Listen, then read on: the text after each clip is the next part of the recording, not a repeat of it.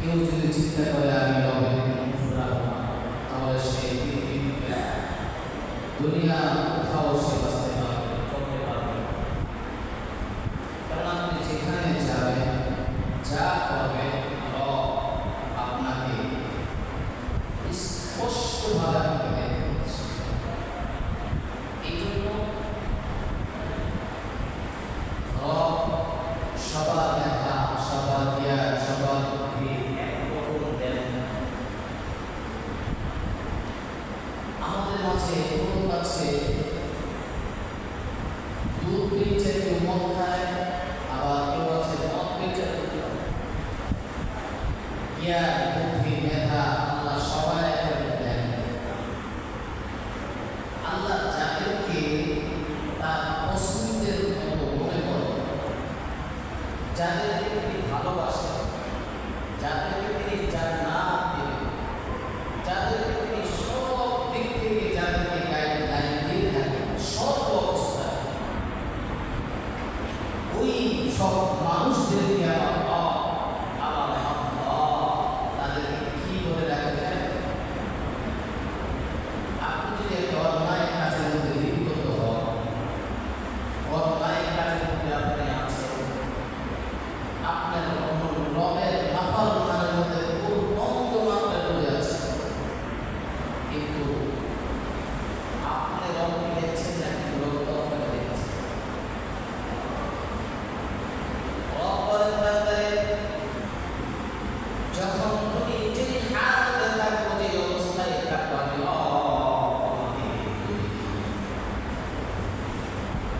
আমি এক রব নয়, যেই রব ঘুমাইলে বান্দা ঘুমাইলে রব দেখে না। আমি এক রব নয়, যেই রব পানির নিচে দেখে না। আমি এক রব নয়, যে রব ঘরের মধ্যে ঘর লাগাইতে রব দেখে না। আমি সেই রব নয়। বান্দারে তুমি যখন অন্তরে অন্তরে কোনো একটা কাজ করার চিন্তা করো, আমি রব তোমার সমস্ত চিন্তা চেতনা আসার আগে আমি আল্লাহ জানি তুমি কি অপরাধ করবা, কি কাজ করবা। আমি রব, তুমি যা ধারণা করো আমি সেই ধারণা করার আগে বিন্দাস করতে পারি। এই জন্য বান্দারে তুমি যা কিছু করো, আমি আল্লাহ সব দেখি, সব বুঝি। আমাকে ধোঁকা দেওয়ার কোনো সুযোগ পৃথিবীতে কারো হয় নাই, আর কিয়ামত পর্যন্ত হবে না। এই যে রবের দরবারে আমাদের উপস্থিত হতেই হবে, নাকি বলে?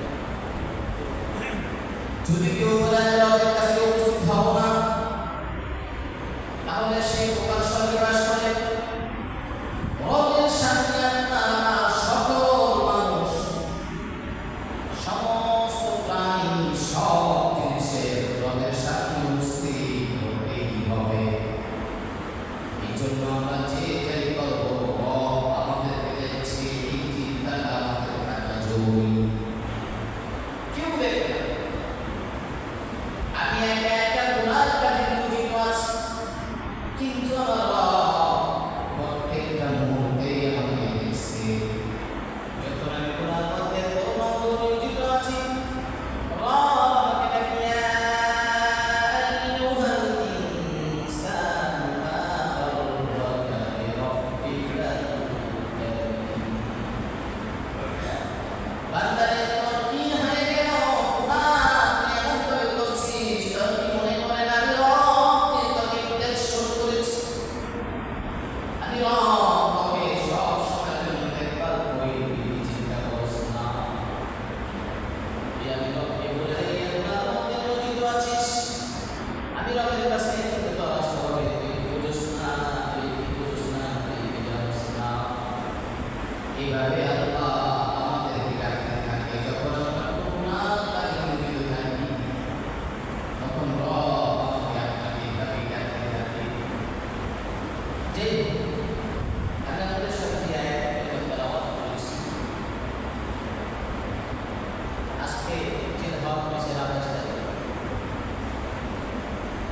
দুই দিন পরে মহাপ্রকাশ শুরু হয়ে যাবে।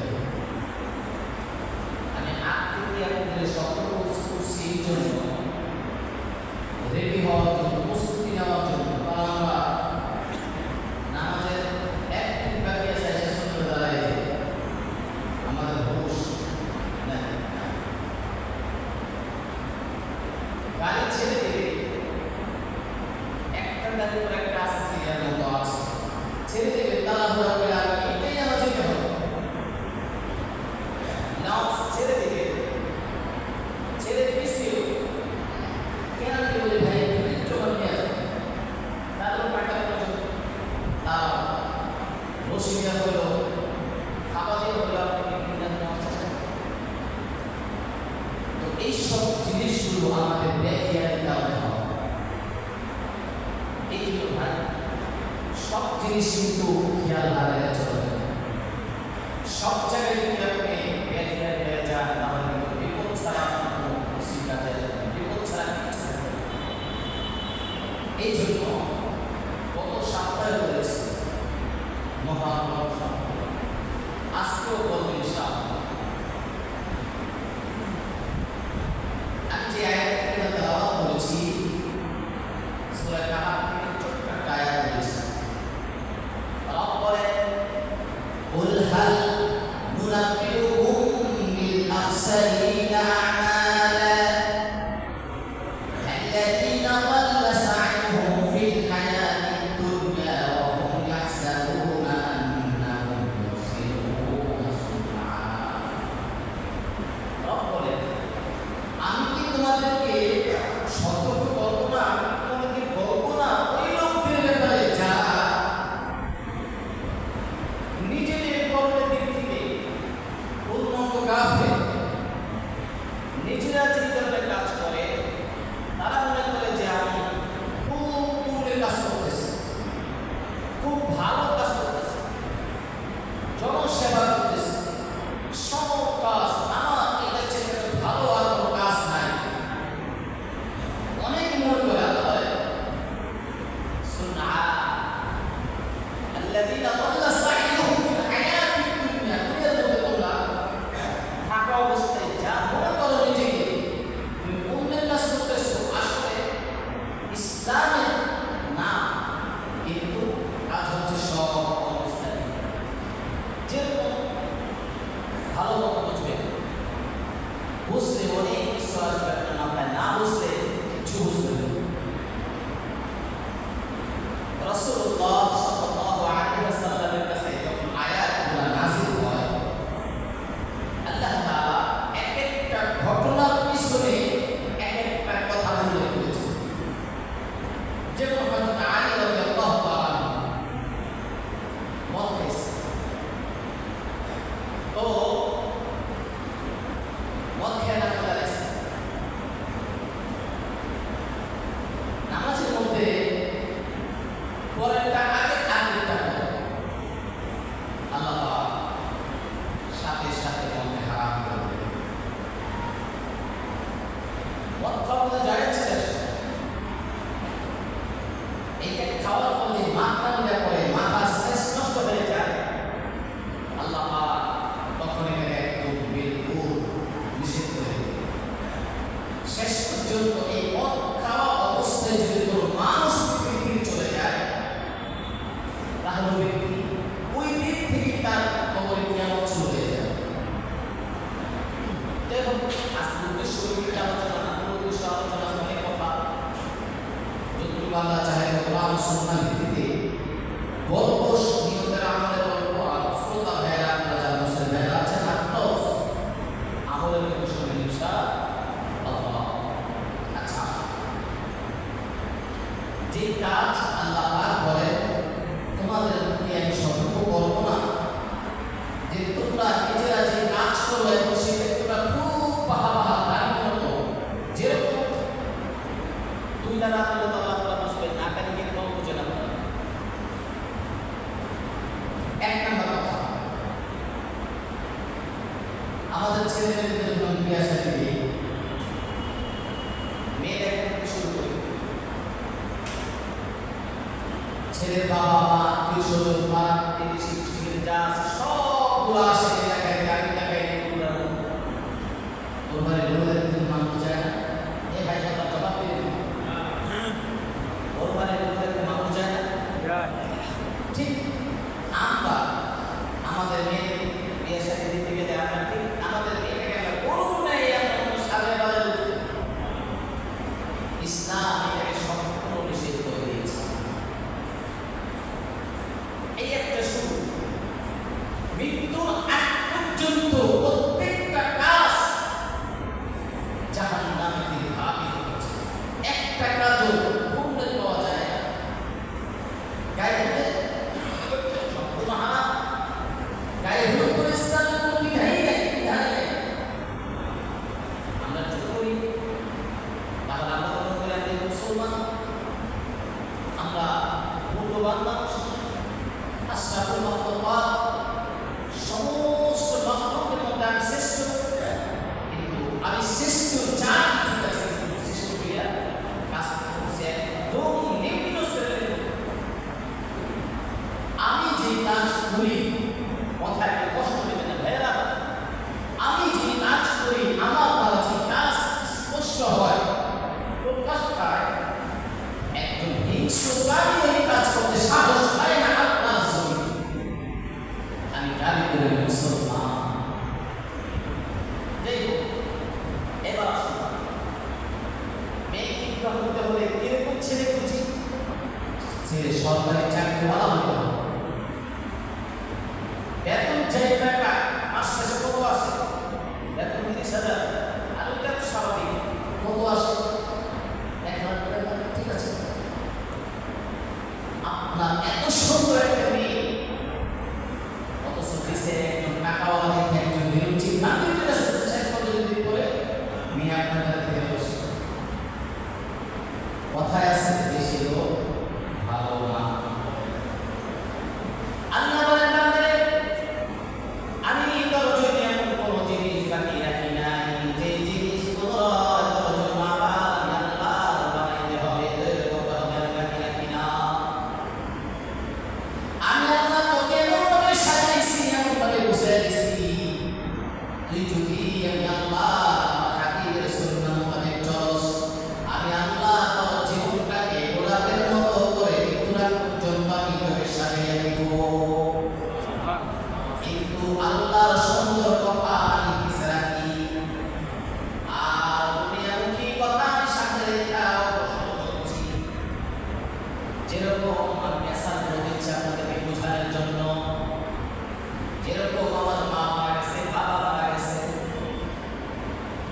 মা বাবা পৃথিবী থেকে চলে গেছে তাদের জন্য 40 আনা করলে মানুষ কি বলবে আমাকে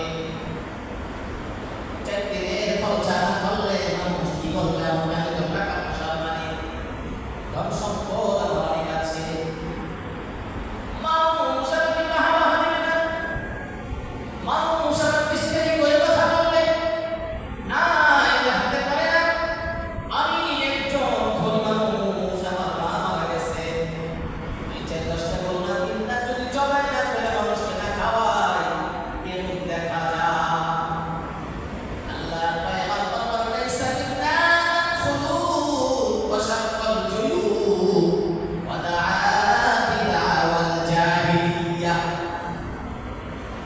রাসূল সাল্লাল্লাহু আলাইহি ওয়াসাল্লাম বলেন যে ব্যক্তি মানুষ মারা যাওয়ার পরে কান্নাকাটি করে ঠিক আছে কান্না নিষেধ না কিন্তু এমন কান্নাকাটি করে জামা সিরাপা বুক সিরাপা হয়ে গেছে মানে নিজে একটু নিঃস্ব হয়ে যায় এই ধরনের কাজ যারা করবে আল্লাহর পয়গম্বর বলেন তারা আমার উম্মতের অন্তর্ভুক্ত নয় এই জন্য ভাইরা আমি মুসলমান কাজ করার দরকার ছিল ইসলামিক কাজ কিন্তু মুসলমান সাইন নামটা সাইন আমার মাথায় আছে কিন্তু কাজ করছি সবগুলো কাজ করছে মানুষ নারী আল্লাহ আমার কথাই বলছে قل هل ننبئكم بالأخسرين أعمالا الذين ضل سعيهم في الحياة يحسبون أنهم محسنون صنعا যতই আমি মুসলমান দাবি করে কাজ করি অবস্থানে আমার কপালে জাহান্নাম ছাড়া কিছুই হতে পারে না। এই এত কথা বলার একটাই মাকসুদ, যেটা সামনে হচ্ছে মহরম মাস, একটা পবিত্র মাস। মহরমের 3টা আমল গত জুমায় বলেছি, আজও বলছি। 1 নম্বর আমল হচ্ছে রোজা রাখা। কি রাখা? রোজা রাখা। মহরমের যে কোনো দিন আপনি একটা রোজা রাখেন, যে কোনো দিন। 1 নম্বর। নাম্বার 2, মহরম মাসের 10 তারিখ বা 11 তারিখ, 9 তারিখ বা 10 তারিখ, এই 2টা রোজা রাসূলুল্লাহ সাল্লাল্লাহু আলাইহি ওয়াসাল্লাম থেকে আমাদের জন্য রাখার নির্দেশ দিয়েছে। সুন্নতে মুআক্কাদা, সুন্নতে রাসূল সাল্লাল্লাহু আলাইহি ওয়াসাল্লাম। এই 2টা। 3 নাম্বার, মহরমের 10 তারিখ যে দিন হবে, ওই দিন আমার পরিবার পরিজনের জন্য স্বাভাবিকের চাইতে একটু ভালো খাবারের ব্যবস্থা করবেন। কথা বুঝে নিয়ে এই 3টা কাজ আমাদের করা চলবে। তাহলে 1 নম্বর কি? প্রথম, রোজা রাখা, যে কোনো দিন। তারপর 2 নম্বর কাজ হলো রাসূলের সুন্নাহ, যেটা সুন্নাত রাসূল সাল্লাল্লাহু আলাইহি ওয়াসাল্লামের যে 2টা রোজা রাখার জন্য আমাদেরকে বলেছে, সাহাবায়ে কেরামকে বলেছে, সেইটার প্রতি আমরা 105% রেডি থাকি। 3 নম্বর কথা হলো আমাদের পরিবার পরিজনের জন্য ওই 10 তারিখে আমি একটু ভালো আপ্যায়ন, খানা দানার ব্যবস্থা করবো ইনশাআল্লাহ। ফায়দা কি? এবার আসুন, প্রথম কথা, মহরমের রোজা রাখার কি ফায়দা? আমরা তো বাঙালি, আমরা যেখানে লাভ বেশি দেখি সেখানে আমরা দৌড়াই। 20 টাকার আলতা করে নিতে যাই, 1000 টাকার লুঙ্গি শেষ, এই চিন্তা আমরা করি না। নগদ বেশি, এটা ভালো হোক আর খারাপ হোক, আগে নিয়ে নিই। প্রথম কথা, মহরমের রোজা রাখা, আল্লাহ পাক বলেন যে মহরম মাসে একটা রোজা যদি কোনো মানুষ রাখে, যে কোনো দিন রাখে, আমি আল্লাহ তাআলা তার জীবনের সমস্ত গুনাহগুলো আমি আল্লাহ নেক দ্বারা ভরপুর করে দেব। সুবহানাল্লাহ। আপনি কি ভাবতেছেন ইচ্ছা কেন বলছি? বলার আওয়াজটা একদম নিম্নমানের হয়ে যায়। আল্লাহু আপনার সাথে একটা কথা মিথ্যা বলছি, যদিও মিথ্যা বলি করে মিথ্যা বলছি মনে করেন আপনার একটা মিনিটের জন্য। হাসর ময়দানে আমি বক্তাকে আল্লাহ কিছু তথ্য তৈরি করা নিয়েছি, আমার জিহ্বাকে টেনে মিশ্রণে একটা প্যারাক পাবে, যে প্যারাকটা সামনে সাইড হবে জাহান্নামের নিম্ন আগুনের দ্বারা তৈরি, মিশ্রণ সাইডটা হবে। এটা হচ্ছে কষ্টদায়ক পৃথিবীতে আর আশা আল্লাহ রাখবেন। সেই প্যারাক ওই মিথ্যাবাদী বক্তা জিহ্বার পেয়ে মিশ্রণে প্যারাক রাখবে। আর কবরের জগতে গেলে তো শুরুতেই জিহ্বায় আগুনের নিচে জিহ্বা রাখার আগে তার জিহ্বার আগে রাখে। এখানে কথা বলতে গেলে খুব ক্লিয়ার, খুব সতর্ক কথা বলতে হবে। একটা কথা যদি বলি, হাসরের ময়দান লাগবে না, কবরের জগতে সাইড আমার সব হয়ে যাবে। এই জন্য ভাইরা অনুরোধ করে বলছি, মিথ্যা বলছি না, গল্প বলছি না, বারবার কথা বলছি না। যেটা পয়গম্বর থেকে রেখে যাওয়া সুন্নাত ছিল, সেই কথাগুলো বলছি। স্পষ্ট হাদিস, বুখারী শরীফের হাদিসে বলছে, এই সাবিনা নাখুলু ওয়া শাক্কাল জুয়ুব ওয়া দাআ বিদাওয়াল জাহিলিয়া। যাই হোক, এখন মহরম মাসে যে আমলগুলো আমাদের সামনে করা জরুরি, এগুলো বলছি না। এবার মহরম মাসের 10 তারিখে যে ঘটনা ঘটেছিল, ইমাম হুসাইন রাদিয়াল্লাহু তাআলা, এই ঘটনাটা আমাদের কষ্ট লাগে। আমাদের যেটা ভাষায় প্রকাশ করতে পারি না। ঘটনার পরিহাস আমাদের কপালে যদি থাকে এড়াইতে পারবেন না।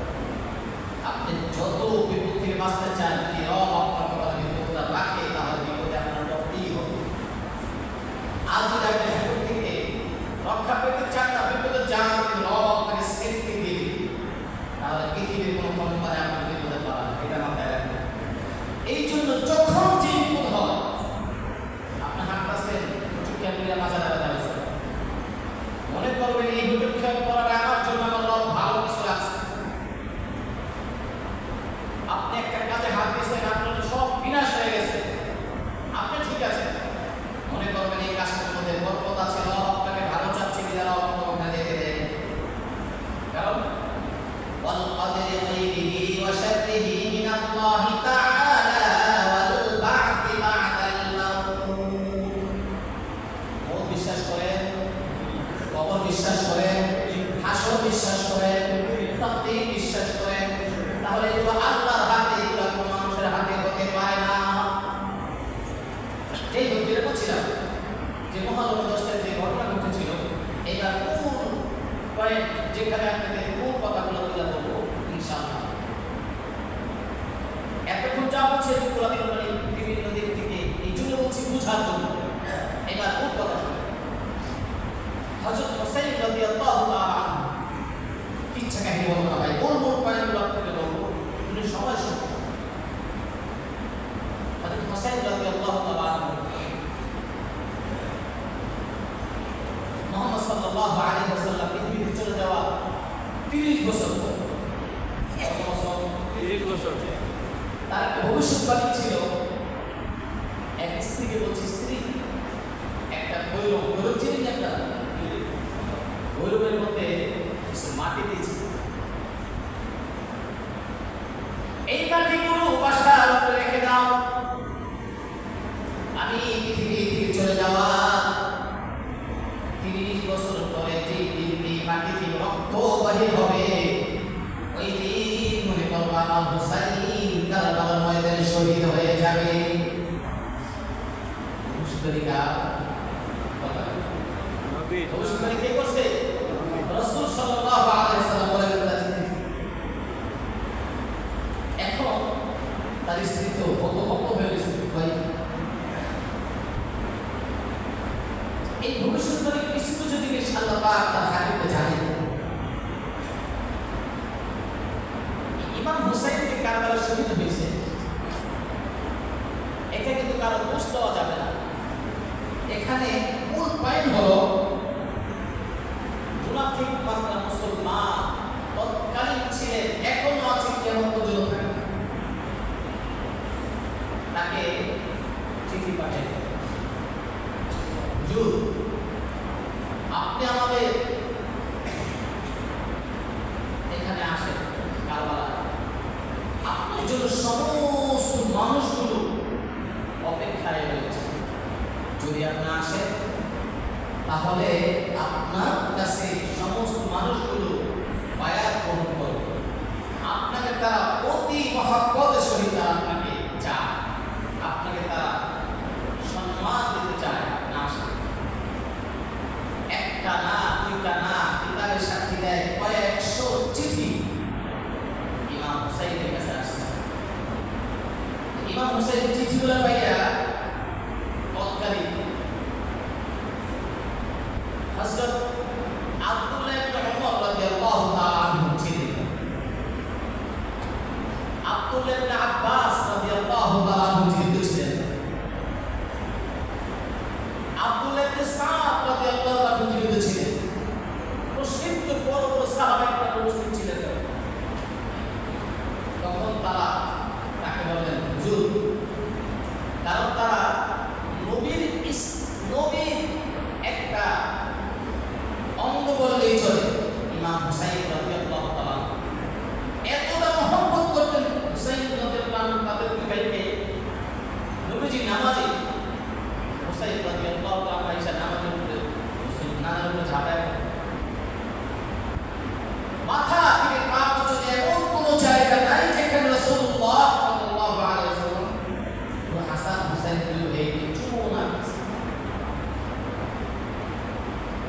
করে দেখছে।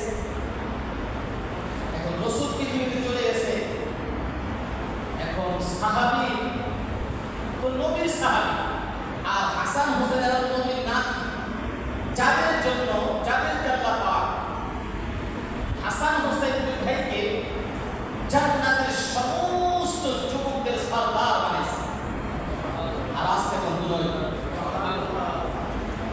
হযরত ফাতিমা রাদিয়াল্লাহু তাআলা আনহাকে সমস্ত মহিলাদের সরদার বানিয়েছে।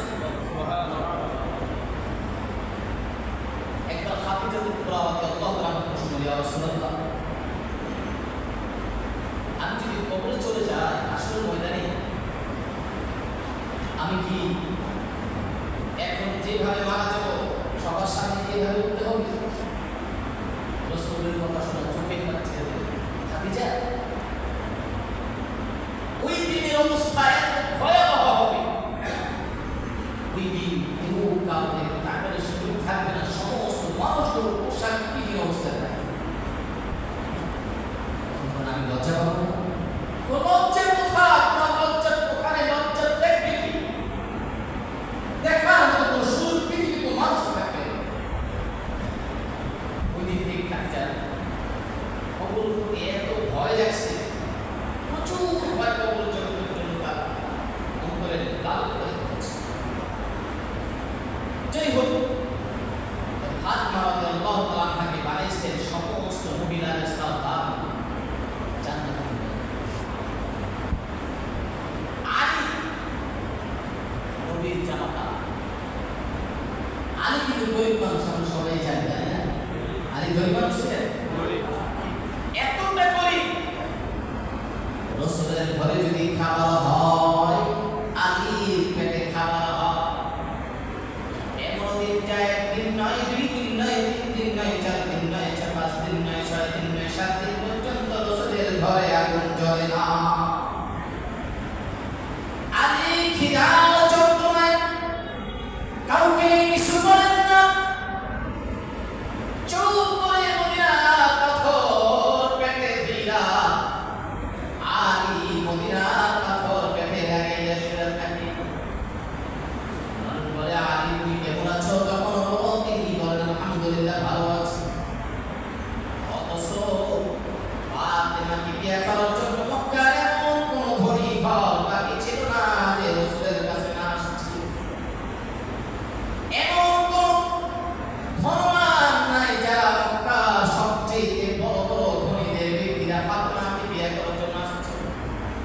রাসূল যদি ইচ্ছা করতেন বলেন পারতেন কিনা, কিন্তু তার মেয়েকে ধনাত্ম দেখলেন না। তারা তখন মেয়েকে বিবাহ করার দেওয়ার জন্য দেখেন কার ছেলের কয়েকটা বাড়ি আছে, ছেলে কয়েকটা বাড়ির মালিক, ছেলে মাসে কত কোটি টাকা ইনকাম করে। আল্লাহ পয়গম্বর এটা দেখেন নাই, আল্লাহ পয়গম্বর দেখছেন আলী দিনদার, কত কোটি ইলম তার মধ্যে আছে।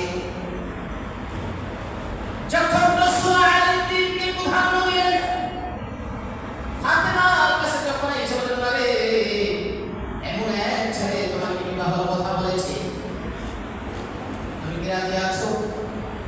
মেয়েদের দুইটা মুখ থাকে, চুপ থাকলে মনে হয় মুজালাতে কিছু বললো তো বলবে। আল্লাহ পয়গম্বর আলীর কথা বিশ্লেষণ করে তাকে স্পষ্ট ভাষায় বললেন, এমন এক ছেলে যার কোনো বাড়ি নাই, কিন্তু তিনি এলেমের অধিকারী, তার মধ্যে এলেম আছে। ফাতিমা চুপ হয়ে গেলেন, আলীর সাথে ফাতিমার বিয়ে হয়েছে। লম্বা ইতিহাস। মূল কথা বলার জন্য রাসূলুল্লাহ সাল্লাল্লাহু আলাইহি ওয়াসাল্লামের নাতি হাসান হুসাইন রাদিয়াল্লাহু তাআলা আনহু কারবালায় শহীদ হবে। এবার সমস্ত মানুষদের কাছে বলতেছে, আমি কুফায় যাব। সাহাবায়ে কেরামরা সবাই বলছে, না, আপনি ওখানে যাইবেন না, কুফার অবস্থা ভালো না, ওখানে যাওয়ার কোনো প্রয়োজন নাই। হুসাইন রাদিয়াল্লাহু তাআলা আনহু খুব পারদর্শী আলেম ওয়ালা ছিলেন, খুব পরহেজগারিতা ছিলেন, খুব আল্লাহওয়ালা ছিলেন। দেখতে হবে মা কেমন, দেখতে হবে বাবা কেমন, যেমন গুড় তেমন ঠিক নাকি বলো? আলী হুসাইন রাদিয়াল্লাহু তাআলা কে কখনো তুমি সারা তুই কোনদিন সাব্যস্ত করে নাই। এবার হুসাইন রাদিয়াল্লাহু তাআলা চিঠি পায়, কুফায় যাবে। সাহাবায়ে কেরামরা বলেন আপনি যাইয়েন না, কুফার অবস্থা ভালো না, আমরা জানি। তিনি কোন সাহাবীর কথা কোনো বাদ বললেন না। তিনি চলে গেলেন মদিনায়, মক্কা থেকে মদিনায়, মদিনা থেকে মক্কা চলে আসলেন পরিবার নিয়ে। তার আগে তার এক চাচাতো ভাই পাঠাইলেন মুসলিম বিন আকিল। তিনি কুফায় যাইয়া সমস্ত জিনিসপত্র দেখা তাকে ওখানকার মুনাফিক মাত্র মুসলমানরা তাকে সম্পদ লোক দিয়েছে। তুমি তোমার ভাইকে আসতে বলো, আমরা এখানে সব কিছু ঠিক আছে, আমরা তাকে মহব্বত করে ভালোবাসি, আসতে বলো। তিনি চিঠি মাধ্যমে পাঠায়, দূত যেটাকে বলা হয়, বর্তমান আমাদের পিওর করে পিওর। এবার হুসাইন রাদিয়াল্লাহু তাআলার কাছে মুসলিম বিন আকিলের পক্ষ থেকে চিঠি আসলো যে আপনি আসতে পারেন, সব কিছু পরিবেশ অনুকূলে আছে। এবার তিনি রওনা দিলেন সপরিবার সহ। যখন শুনছে যে মুসলমানরা আসতেছে কুফা থেকে, ওই মুহূর্তে মুসলিম বিন আকিলকে তারা নির্দ্বিধায় তারা শহীদ করে দিল। এবার সমস্ত মানুষগুলো যারা ইমাম হুসাইনের পক্ষ ছিলেন এবং মুসলিম বিন আকিলের পক্ষে ছিলেন, এরা ভয়ে চলে গেলেন মুনাফিকদের পক্ষে এবং বলে দিলেন যে এখন যদি তোমরা কোনো কুশব্দ করো, কোন শব্দ করো, তাহলে তোমাদের অবস্থা খারাপ হবে। সবারই তো জানেন ভয় আছে। তখন তারা চুপ হয়ে গেল। ইমাম হুসাইন রাদিয়াল্লাহু তাআলা তার সব পরিবার ৭২ জন পরিবার নিয়ে তিনি চলে আসলেন। এবার আসার মধ্যে পুরা নদীর তীরে তিনি অবস্থান মাত্র নিলেন, তার পুরা টিমটাকে তারা ঘেরাও করলেন। ঘেরাও করে শুধু শুধু তাদের সাথে মারামারি শুরু করলেন। আচ্ছা আপনার বলুন, মারামারি করবেন ভালো কথা, যুদ্ধ করবেন ভালো কথা, একটা প্রিপারেশন ব্যাপার আছে ভাই। এখন আপনি শ্বশুরবাড়ি বেড়াতে যাবেন, আপনি কি এখানে লাঠি নিয়ে যাবেন?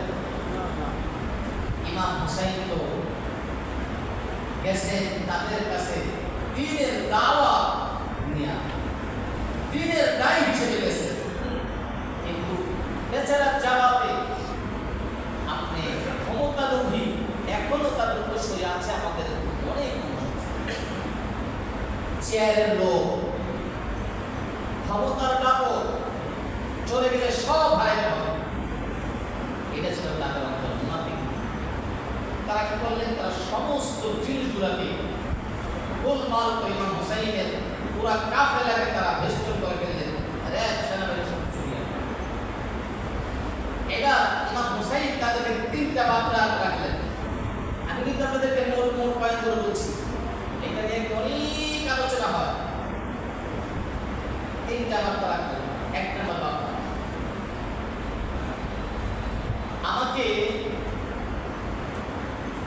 আমি এখানে মারামারি করার জন্য তোমাদের কাছে আসি না। আমাকে তোমরা, ১ নম্বর কথা, আমাকে তোমরা মক্কায় ফিরে যেতে দাও। কোন কথা অনুভব করলেন না। দ্বিতীয় কথা বললেন,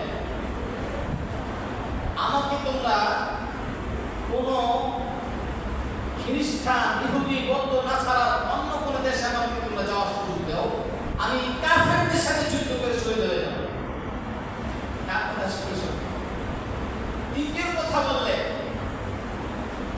যে আমাকে তখনকার প্রেসিডেন্ট ছিলেন নাম বলেছে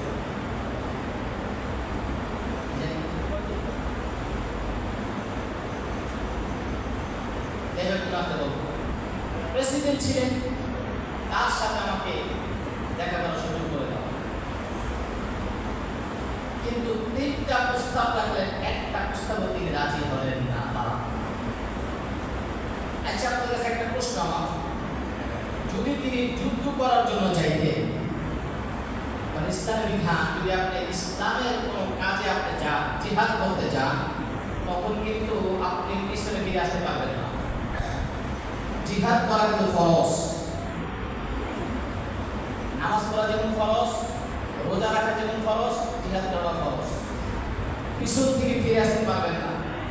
ইমাম হুসাইন যদি তাদের সাথে জিহাদ করতে চাইতেন, তাহলে তো ফিরে আসার তো প্রশ্নই আসে না। তিনি তো জিহাদ করতে যান না, তিনি গেছেন দাওয়াত দিতে, তিনি ইসলামের কথা আপনাকে কোন রকমাত্র শোনাবেন। তিনি ক্ষমতার লোভ তার ছিল না। ওবায়দুল ইবনে জিয়াদ সমস্ত বাহিনীর মূল প্রধান ছিলেন, তখন আর কোনো সুযোগ দিলেন না। তখন তাকে ওই কারবালা, ওই ময়দানে তাকে হত্যা করা হলো। তো হত্যার পূর্বে সাহাবায়ে কেরাম আগে বলছেন আপনি যাইয়েন না। পরবর্তীতে ইমাম হুসাইন রাদিয়াল্লাহু তাআলা আনহু এই যে কাজ করতে পারছেন যে আসলে এটা তাদের ষড়যন্ত্র ছিল, আমার এখানে আসাটা ভুল ছিল। এবার ষড়যন্ত্র হোক বা যাই হোক, এই সমস্ত বিষয়টা তার পরবর্তীতে এই বিষয়টা নিয়ে কোনো সভাও হয় নাই, কোনো সেমিনারও হয় নাই, কোনো কিছুই হয়নি। এখন বলতে পারেন যে আমরা তো মুসলমান। ইমাম হুসাইন রাদিয়াল্লাহু তাআলা আনহুকে তারা যেভাবে হত্যা করলো, শহীদ করে দিল, এই জন্য আমাদের তো উচিত তাদের জন্য রুখে দাঁড়ানো। কিন্তু তৎকালীন যারা ছিলেন তারা এইটাকে কোনো অনুবাদ করলেন না, কোনো চিন্তাও করলেন। এখানে মূল একটা বুঝার বিষয় হলো ফাতিমা রাদিয়াল্লাহু তাআলা আনহা, তিনি নামাজের মধ্যে সুস্পষ্ট বলল, নামাজের মধ্যে তিনি আল্লাহর কাছে দোয়া করলেন, আল্লাহ আমার বাবার উম্মতের জন্য, ভালো মতো বোঝে মুসলমান, রাসূলের সুন্নাত মানেন না, রাসূলের কথা মানতে কষ্ট লাগে। দেখেন ইতিহাস, রাসূল কানে গুহায়, উম্মতের বেদনায় কানে রাসূল। সব জায়গায় যেখানে গেছেন, আমার উম্মতের কি হবে, আমার উম্মতের কি হবে, আমার উম্মতের কি হবে। হাদিস শরীফে আসছে উম্মতের বেতায় তিনি একটা রজনী ৬৩ বছরের জিন্দেগি, ৪০ বছর পরে তিনি যখন নবুয়তি পেয়েছেন, যে কয়দিন ছিলেন নবুয়তি পাওয়ার পর থেকে শুরু করে পৃথিবীর জমিনে ৬৩ বছর পর্যন্ত, একটা রাতের রজনী পর্যন্ত তিনি কোনোদিন উম্মতের কথা বলে ঘুমাইতে পারে নাই। তিনি সব জায়গায় উম্মতের কথা বলে দোয়া করতেন, আল্লাহ উম্মতের কি হবে, আল্লাহ উম্মতের কি হবে, আল্লাহ উম্মতের কি হবে। এটা ফাতিমা কাজ করতে পারছে।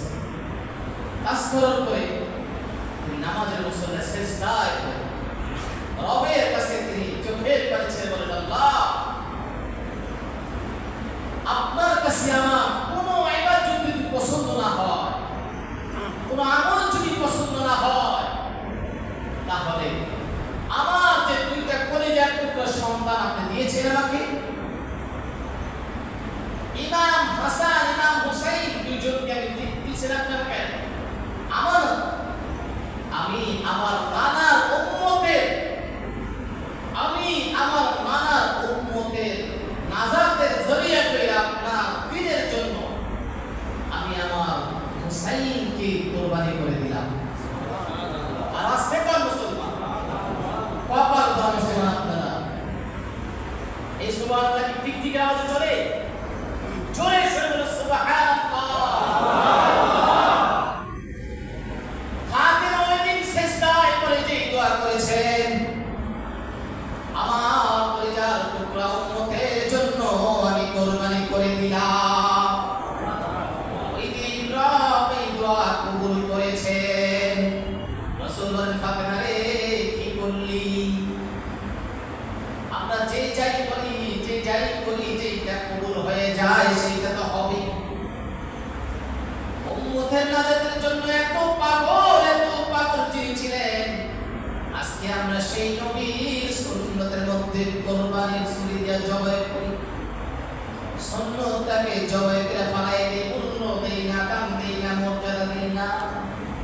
দিলে তখন দিলে কাজে লাগবে। যাই হোক, আল্লাহ এই সাহাবীর জন্য দোয়া করেছেন। এই আমরা যারা বলি তারা নর্দম ছিলেন, বিপক্ষে যারা বলি পক্ষে বলি, এটা পক্ষে বিপক্ষের কোনো কথা না, কষ্ট আমাদেরও লাগে। তো আল্লাহ পাক বলেন আল্লাহুম্মা হদিয়ান হাদিয়া, আল্লাহ আপনি আমার এই সাহাবীকে দিনের জন্য প্রশস্ত করে দেন, মানুষের হৃদয় যেন তার মধ্যে পরিপূর্ণ হয়ে যাবে। এইভাবে তিনি দোয়া করতেন সাহাবীদের জন্য। শেষ পর্যন্ত শেষ কথা, সাহাবায়ে কেরামদের সুন্নাহ আমরা মানি না, অথচ এই সাহাবায়ে কেরামদের ইতিহাস আমাদের মেনে নেওয়া জরুরি।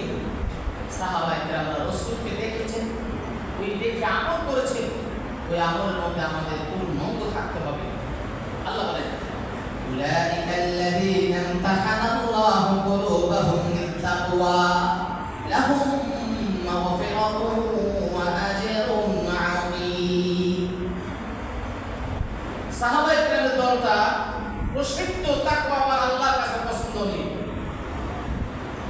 আল্লাহ সাহাবায়ে কেরামদেরকে এতটা পছন্দ করে নিয়েছেন, তাদের শানে আয়াত নাযিল করেছেন, তাদেরকে আল্লাহ মাফ করে দিবেন, তাদেরকে আল্লাহ জান্নাত দিয়ে দিবেন, স্পষ্ট কথা।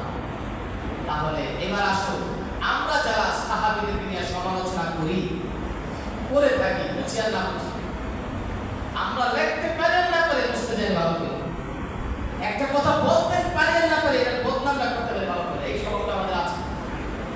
এই জন্য ভাইরা, সাহাবায়ে কেরামদের সমালোচনা করা যাবে না। সাহাবায়ে কেরামকে দেখছি কোন সাহাবায়ে কেরাম আত্মা থেকে আত্মা সাহাবী যদি হয়ে থাকে, তার যে চলার যে ঘোড়া, সেই ঘোড়ার পায়ের যে ধুলা পানির কণা আমার সারা জীবনের আমল সম্পূর্ণ হবে না।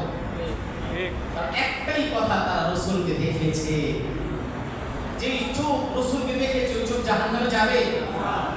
যেই অন্তর রাসূলের সামনে ছিল সেটা জাহান্নামে যাবে? আমি আপনি দেখি না। তাহলে তাদের জন্য আল্লাহ আয়াত নাযিল করে তাদেরকে জান্নাতের সার্টিফিকেট তাদেরকে দুনিয়াতে দিয়েছে। আমি আপনি কি কেউ সার্টিফিকেট পাইছেন জান্নাতে যাবেন? পাইছেন? বলেন পাবেন? কেমনে পাবেন? পাবেন না কেন? পাবেন। পাওয়ার পর যে জিনিস প্রয়োজন সেটাই আমাদের নষ্ট হয়ে গেছে। পাওয়ার জন্য দুইটা জিনিস খুব জরুরি। এক নাম্বার ঈমান, এক নাম্বার কি ভাই? দুই নাম্বার সুন্নাহ। ঈমান, সুন্নাহ, এই দুইটা জিনিস আমাদের এখন নাই বললেই চলে। আমরা সুন্নাহকে কোরবানি করে দিয়েছি। আচ্ছা বলেন তো, এখানে যারা আছেন খাবার খাওয়ার সময় দস্তরখান কয়জনে বিছান? আলেমরা মাত্র ছাত্ররা বাদে আলহামদুলিল্লাহ দুই একজন আছে। এই দুই একজন আছে মিলে এর বরকত আল্লাহ পৃথিবী দিতেছে। ওই যে একজন লোক আল্লাহ ওয়ালা থাকা আগ পর্যন্ত পৃথিবীতে একজন লোক আল্লাহ ওয়ালা থাকা পর্যন্ত আল্লাহ পৃথিবীর কিয়ামত করবেন না। এই দুই একজনের বরকত মাথায় রাখবেন। দুনিয়া চলে যাবে, আর দুনিয়ার জমিন থাকবে না, সব চলে যাবে। ওই দুই একজন যখন চলে যাবে সবাই নিয়ে শেষ হবে। তাহলে প্রথম সুন্নাহ, ঘুম থেকে উঠে ঘুমের দোয়া কয়জনে পারে? ঘুমানোর সময় দোয়া করার কয়জনে পারে? আলহামদুলিল্লাহ দুই একজন আছে। খাওয়ার সময় সুন্নাহ, ডান থেকে খাওয়া, বড় বড় লোকমা না নেওয়া, খাওয়ার সময় পানি খাওয়া, মাঝখানে পানি যত কম খাওয়া, এটা সুন্নাহ। আমাদের বুঝেই না এক একটা সুন্নাহ বিজ্ঞান প্রমাণ করে, এক একটা সুন্নাহ বিজ্ঞানের বিশাল ত্রুটি হয়ে দাঁড়ায়। রাতে খাবার খেয়ে আমরা শুয়ে পড়ি না, এটা সুন্নতের বিপরীত। রাসূল বলেছেন তুমি মাগরিবের পর খাও, নামাজ পড়ো, হাঁটাচলা হয়ে যায়, চেষ্টা করলে রুকু চেষ্টা করলে অনেকটা ব্যায়াম হয়। পৃথিবীর সবচেয়ে বড় ব্যায়াম এটা, তো আর কোনো ব্যায়াম নাই। যে ব্যক্তি 5 ওয়াক্ত নামাজ পড়ে দেখবেন, শুরু থেকে যদি 5 ওয়াক্ত নামাজ কেউ যদি পড়ে, যৌবন হওয়ার পর থেকে ভালো মতো বুঝবেন। অপব্যাখ্যা করার লোকেরা আপনি এখানে যে রাস্তা দিয়ে বুঝেন বুঝেন